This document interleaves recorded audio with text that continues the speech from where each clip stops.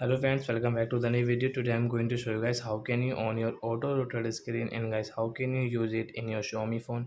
In this video guys I will also show you guys you want to on your auto rotate screen, guys when guys you want to rotate your phone automatic, so guys you can on it. And guys now let's see how to on auto rotate screen in our Xiaomi phone, and guys how can you use, I will also show you.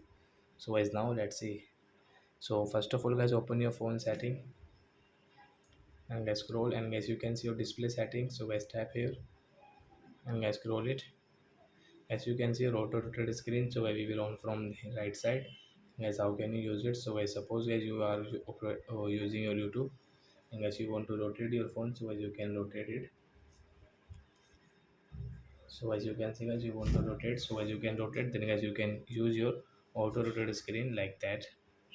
So I hope friends you have understood how to on auto rotate screen in a Xiaomi phone. So that's it guys, thanks for watching. So guys now we will return guys next video guys with new topic. Before going guys, please go and like my video, subscribe my channel. Bye bye friends.